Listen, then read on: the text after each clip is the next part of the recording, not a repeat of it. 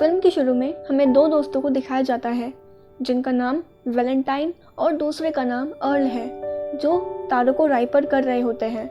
फिर जब वो लोग तारों को राइपर करके जा रहे होते हैं तभी उनको रास्ते में एक रोंडा नाम की लड़की मिलती है जो एक जियोलॉजिस्ट है।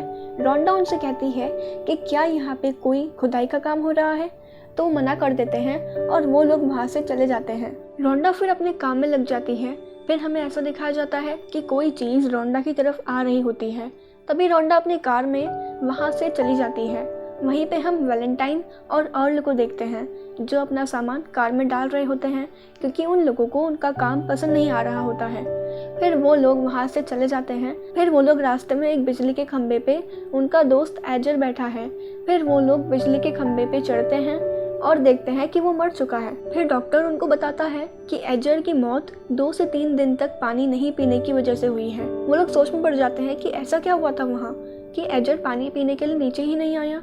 फिर वो वहाँ से चलने लगते हैं और आगे जाके वो देखते हैं उनका एक दोस्त जो शेफर्ड है उसकी सभी भेड़ मरी हुई होती हैं। फिर वो लोग अपने दोस्त को ढूंढ रहे होते हैं। तभी उसके पास में पड़ी उसकी कैप को देखते हैं और उस कैप को उठाते हैं तो उस कैप के नीचे उसका कटा हुआ सर होता है। फिर वो लोग डर जाते हैं और वहाँ से भाग जाते हैं और रास्ते में 2 लोग मिलते हैं जो सड़क बना रहे होते हैं।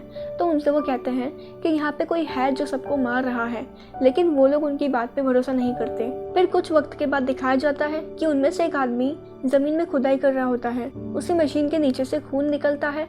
फिर उसकी मशीन ज़मीन में अपने आप आगे बढ़ने लगती है। तभी उसका पैर उस मशीन के तारों में फंस जाता है और वो भी साथ साथ खींचा जाता है और वो चीज़ जो ज़मीन के नीचे है वो चीज़ उस आदमी को खींचते हुए एक पहाड़ी की ओर ले जाता है। उसका दोस्त भी उसे बचाने के लिए उसके पीछे जाता है।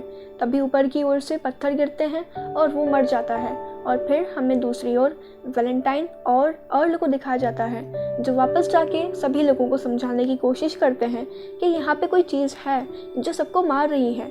फिर वो लोग पुलिस को कॉल करने की कोशिश करते हैं लेकिन कॉल नहीं लग रहा होता, इसलिए वो लोग पुलिस के पास जाने के लिए निकलते हैं। फिर वो लोग रास्ते में देखते हैं कि बड़े बड़े पत्थर पड़े हैं। फिर उनको याद आता है कि ये वही जगह है जहाँ पर उन्होंने सड़क बनाने वालों को देखा था। तब वो समझ जाते हैं कि वो लोग मर चुके हैं। उस जगह से बाहर निकलने का एक ही रास्ता था जो अब उन पत्थरों की वजह से बंद हो चुका है। इसीलिए वो वापस जाने के लिए जब कार स्टार्ट करते हैं तो कार आगे बढ़ ही नहीं रही होती। फिर वो पूरी ताकत से कार को निकालते हैं तो कार चलने लगती है। फिर वो वापस गाँव में आते हैं और गाँव के लोग कार के नीचे एक क्रिएचर को देखते हैं। फिर सब लोग समझ जाते हैं कि यहाँ पे जितनी भी मौत हुई है ये सब इसी क्रिएचर ने की है। फिर हमें दिखाया जाता है कि डॉक्टर और उनकी पत्नी रात को बाहर बैठ के बातें कर रहे होते हैं। तभी उनका जनरेटर बंद हो जाता है। फिर डॉक्टर जनरेटर को देखने जाता है तो देखता है कि वहाँ पे जनरेटर होता ही नहीं है। तभी डॉक्टर को कोई ज़मीन में खींचने लगता है और उसकी पत्नी उसे बचाने की कोशिश करती है लेकिन बचा नहीं पाती। डॉक्टर पूरा का पूरा ज़मीन में चला जाता है। फिर उसकी पत्नी उसे बचाने के लिए ज़मीन को खोदने लगती है। तभी अंदर से एक क्रिएचर बाहर आता है और वो डर जाती है और कार में जाके छिप जाती है, लेकिन वो क्रिएचर पूरी कार को ही ज़मीन के नीचे खींच लेता है। फिर दूसरे दिन वैलेंटाइन और अर्ल दोनों डॉक्टर और उनकी पत्नी जहाँ ठहरी थी वहाँ उस जगह पर पहुँचते हैं। फिर वो दोनों देखते हैं कि डॉक्टर की कार ज़मीन के नीचे धंसी हुई है। फिर वो समझ जाता है कि उन दोनों को उस क्रिएचर ने मार दिया है। फिर वो दोनों तय करते हैं कि वो लोग बिना रुके यहाँ से चले जाएंगे। फिर वो घोड़ों पे बैठ के जाने लगते हैं। तभी उनके एक घोड़े को क्रिएचर ज़मीन के अंदर की ओर खींचने लगता है। फिर वो लोग उस क्रिएचर पर गोली मारते हैं। फिर उनके नीचे वाली ज़मीन खिसकने लगती है। फिर क्रिएचर बाहर आता है जो बहुत ही बड़ा होता है। फिर वो दोनों भागने लगते हैं और भागते भागते वो लोग एक सीमेंट से बनी नहर पर से कूद जाते हैं और वो क्रिएचर सीमेंट से बनी नहर की दीवार से टकरा के मर जाता है। तभी वहाँ पे रोंडा आती है और कहती है कि मेरे हिसाब से यहाँ पे 3 और क्रिएचर होने चाहिए। फिर रोंडा की मशीन में फ्रीक्वेंसी बढ़ती है और वो तीनों एक पत्थर पे चढ़ जाते हैं।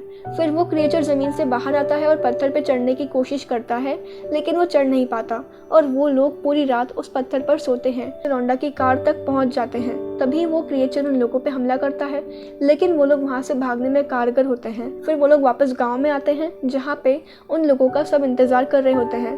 फिर वो लोग सबको बताते हैं कि यहाँ पे 3 बड़े बड़े क्रिएचर हैं जिससे हमारी जान को खतरा है, इसलिए यहाँ से निकल जाना चाहिए। तभी रोंडा कहती है कि हमें चट्टान वाले रास्ते से निकलना चाहिए तो हम सेफ रहेंगे।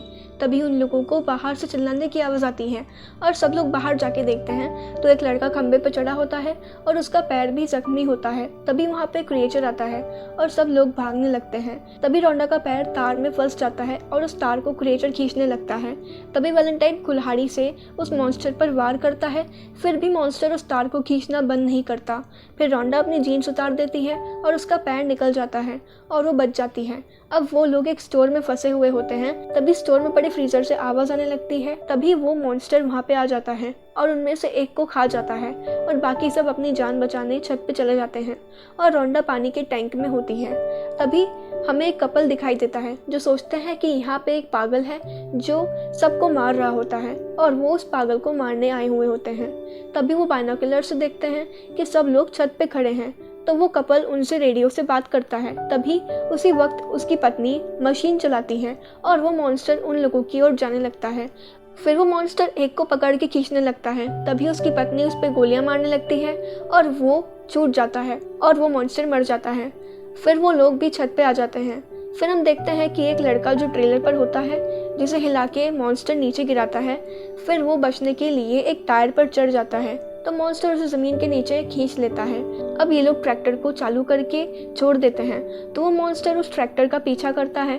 तभी वैलेंटाइन बुलडोज़र की ओर भागना शुरू करता है और ट्रैक्टर आगे जाके रुक जाता है तो मॉन्स्टर को वैलेंटाइन की भागने की आवाज़ आती है तो वो उसकी ओर आने लगता है। तभी रोंडा चिल्ला के कहती है कि जहाँ हो वहीं पे रुक जाओ, ज़रा भी हिलना मत, नहीं तो उसे पता चल जाएगा कि तुम कहाँ पे हो और वो तुम्हें मार देगा।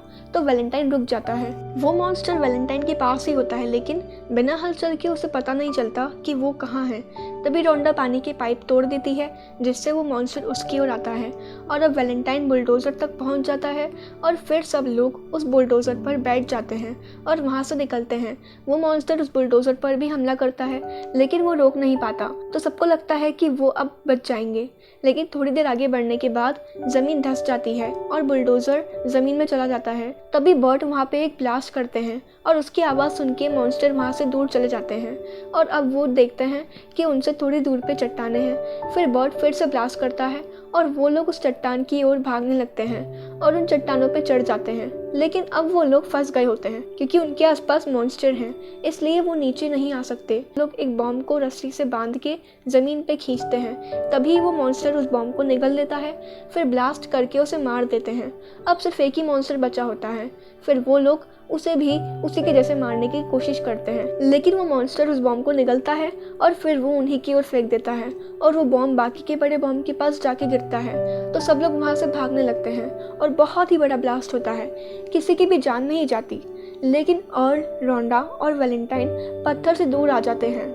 फिर वो लोग चट्टानों की ओर भागना शुरू करते हैं लेकिन वो मॉन्स्टर उनके सामने आ जाता है। फिर वो लोग शांत खड़े हो जाते हैं। तभी बाकी के लोग मॉन्स्टर को उनकी ओर बुलाने की कोशिश करते हैं लेकिन मॉन्स्टर उनकी चालाकी समझ जाता है और वो वहीं पे ज़मीन में इंतज़ार करता है। वैलेंटाइन के हाथ में एक बॉम्ब होता है। फिर वो बॉम्ब को लेके कुछ ही दूर खाई की ओर भागना शुरू कर देता है और उसके पीछे और रोंडा भी भागने लगते हैं। फिर वैलेंटाइन बॉम्ब को जला के मॉन्स्टर की ओर फेंकता है लेकिन मॉन्स्टर बच जाता है और वो मॉन्स्टर उनकी ओर तेजी से आ रहा होता है और वो ज़मीन के नीचे उससे कुछ नहीं दिखाई दे रहा होता जिससे वो उस खाई में गिरता है और नीचे चट्टान से टकरा के मर जाता है और अब इन लोगों की जान बच गई होती है। तो अब वो अपने गांव वापस जाते हैं जहाँ पे वैलेंटाइन और अर्ल निकलने की तैयारी कर रहे होते हैं। फिर रोंडा वहाँ से जा रही होती है।